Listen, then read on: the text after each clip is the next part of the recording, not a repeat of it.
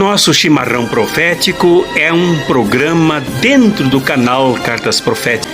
O Chimarrão Profético também é feito dos comentários de vocês, das participações democráticas de vocês, em forma de ideias, de sugestões, de perguntas e de críticas. Mas também é feito de inscrições de vocês aqui no canal, dos likes, da ativação do sininho, da assinatura que vocês fazem aqui para nos ajudar a sustentar esse projeto. É fundamental vocês acessarem a nossa conta e nos ajudarem com a assinatura para que esse projeto sobreviva e enfrente a mídia dominante que manipula e que engana a todas as pessoas. Nas nossas rodas de conversa, que no caso aqui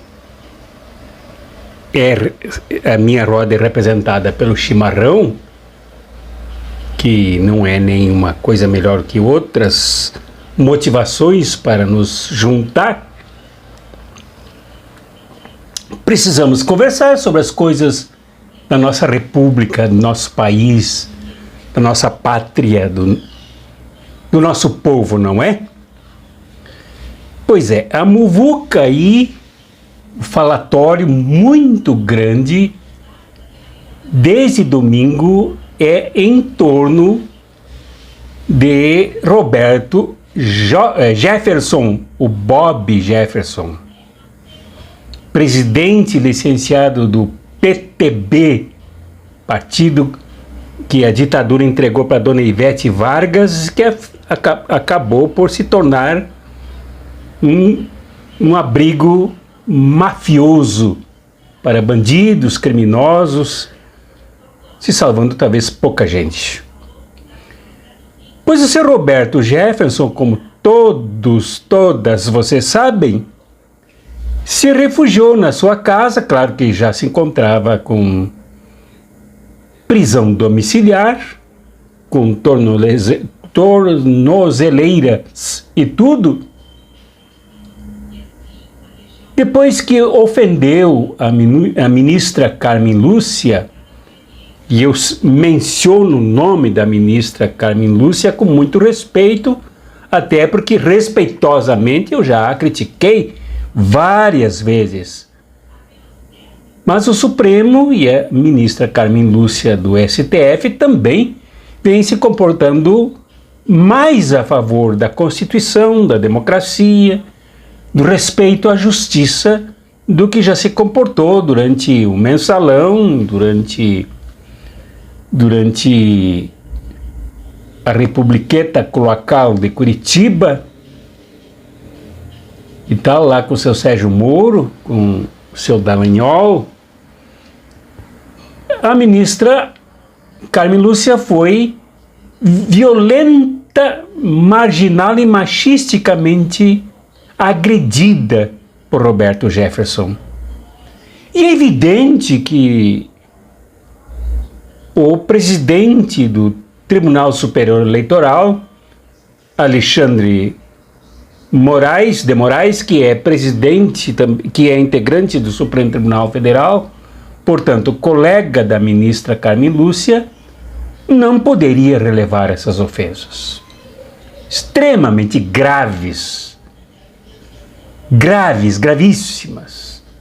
que seria um mau exemplo se deixasse isto como se nada tivesse acontecido.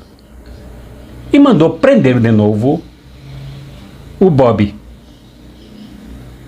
E esse se comportou como na verdade ele é, um bandido, um faroeste, um atirador.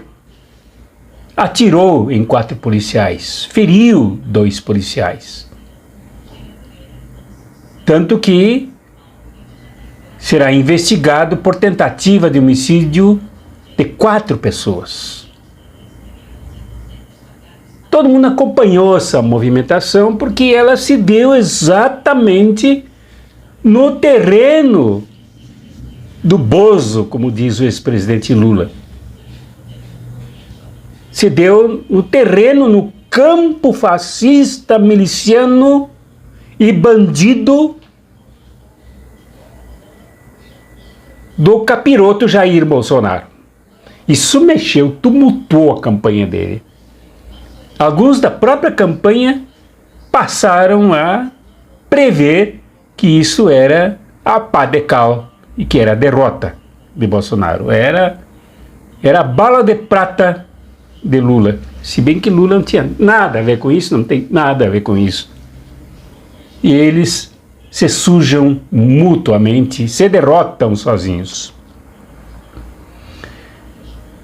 Isso tudo causou um tumulto enorme. Um barulho que não precisava ser causado. Com Bolsonaro, como sempre, agindo muito despolitizadamente, tentando salvar os seus comparsas. Por isso, enviou para o Rio de Janeiro, onde mora o delinquente Bob Jefferson, mandou o titular da pasta do Ministério da Justiça, o ministro da Justiça, para negociar e acompanhar o caso. Isto é, colocou o Estado brasileiro para proteger o seu apaniguado, o seu amigo. Quando tudo deu errado e Roberto Jefferson acabou preso, apareceram mais sujeiras ainda, inclusive um arsenal de armamentos preso na casa de Roberto Jefferson. A coisa ficou muito pior para Jair Bolsonaro. Depois a saída dele foi dizer que Roberto Jefferson, pelo fato de atirar na Polícia Federal, se classificava como bandido.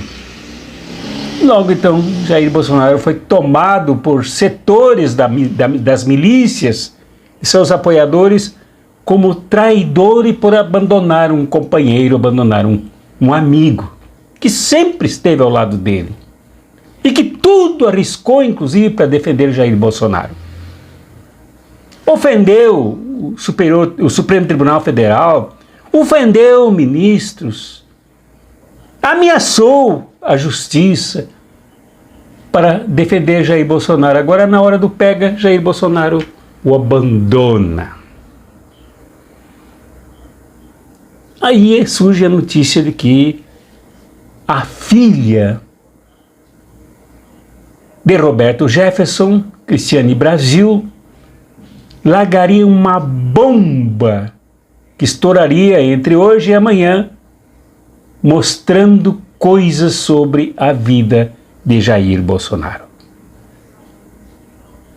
Que tem muita coisa para mostrar, muita coisa que ele nega, muita coisa que o pessoal esquece, abafa, mas tem muita coisa para revelar ainda. Como também de Gustavo Bibiano. Por que Gustavo Bibiano morreu? Por que de amigo virou inimigo? Por que de um ser vivo apoiador de Jair Bolsonaro virou um cadáver? Tudo isso na conta de Jair Bolsonaro. Como se houvesse alguma novidade. Como se houvesse surpresa. A única coisa que há é que os fatos trazem à tona o que realmente ocorre nos bastidores, nos porões mais sujos de Jair Bolsonaro enquanto pessoa, enquanto família, enquanto grupo político, enquanto governo. É isso que se vê, é isso que vem à tona. Mas não há novidades. Os crimes de Jair Bolsonaro são hediondos contra a humanidade. Ninguém pode esquecer não somente por eleição, mas principalmente na hora de votar. Não pode esquecer dos deboches com as pessoas que morreram, quando ele disse que não era coveiro, quando ele imitou as pessoas sem oxigênio, quando ele negou as vacinas, quando permitiu propinas no Ministério da Saúde com o roubo do dinheiro público para favorecer marginais, delinquentes, inclusive pastores, usando bíblias para roubar, tanto no Ministério da Saúde como no Ministério da Educação. Então não tem novidade. O que falta é que as coisas venham a público e que o povo assuma o que é que se passa de grave contra o povo brasileiro neste governo.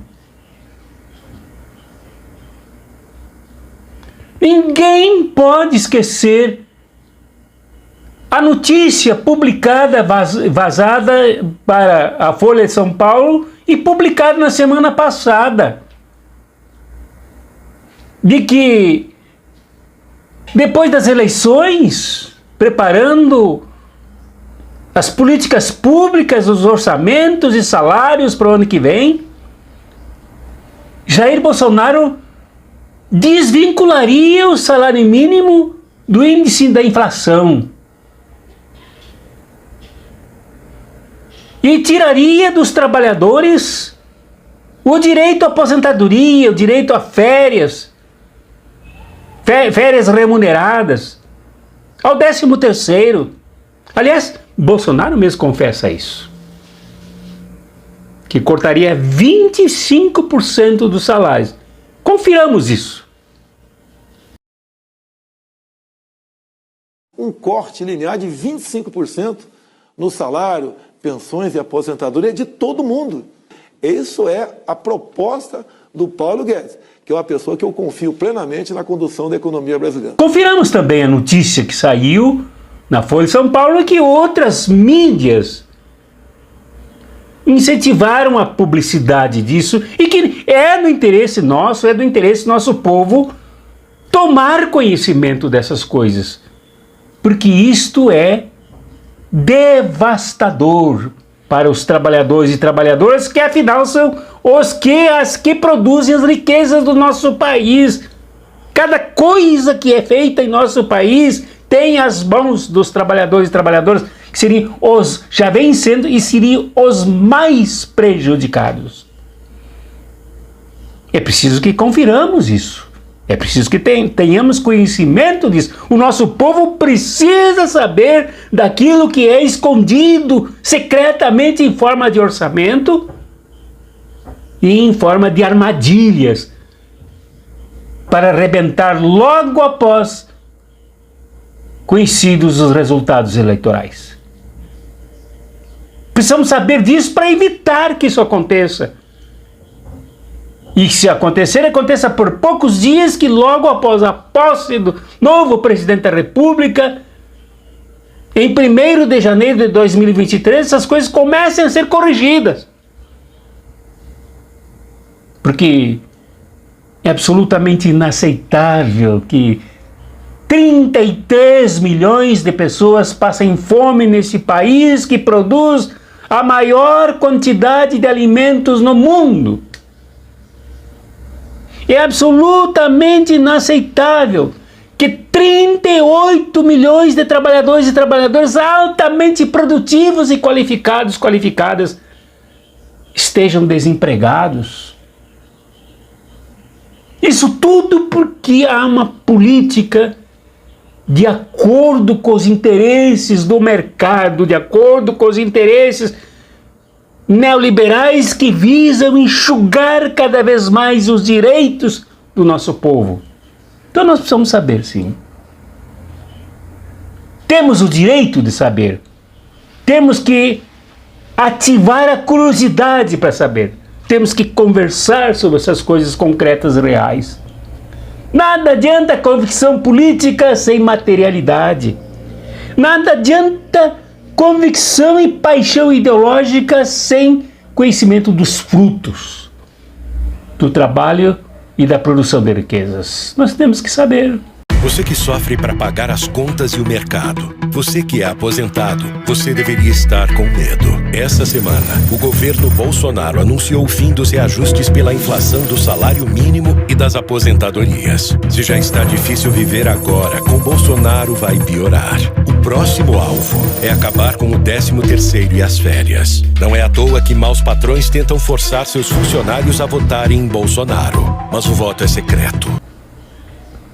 Então, nesta roda de chimarrão, nós começamos a falar a partir dos escândalos de um delinquente, de um marginal que já causou tantos danos nesse país. Por exemplo, ele sozinho construiu toda a peça acusatória que acabou com a cassação de José Dirceu, com a deposição dele do ministério do governo Lula, depois com a sua prisão, e nada foi refeito.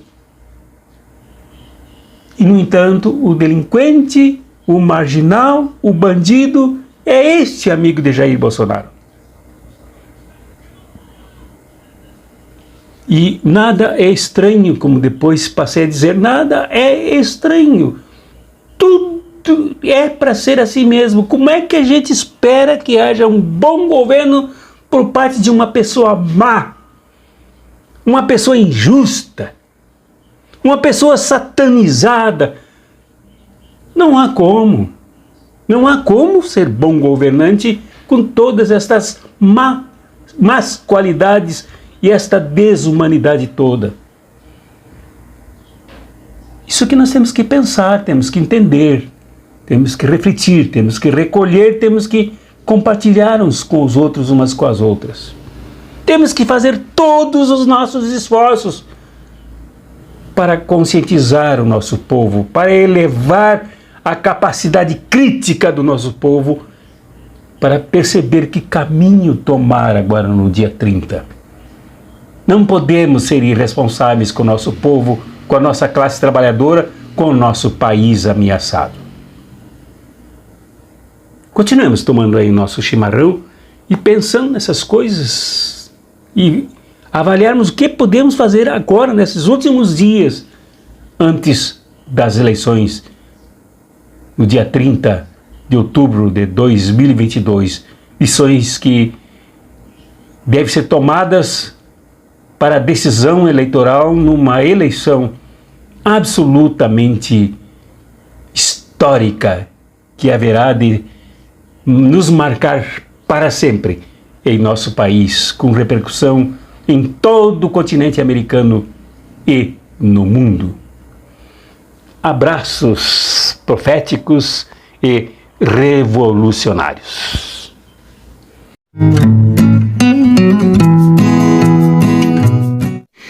O nosso Chimarrão Profético é um programa dentro do canal Cartas Proféticas.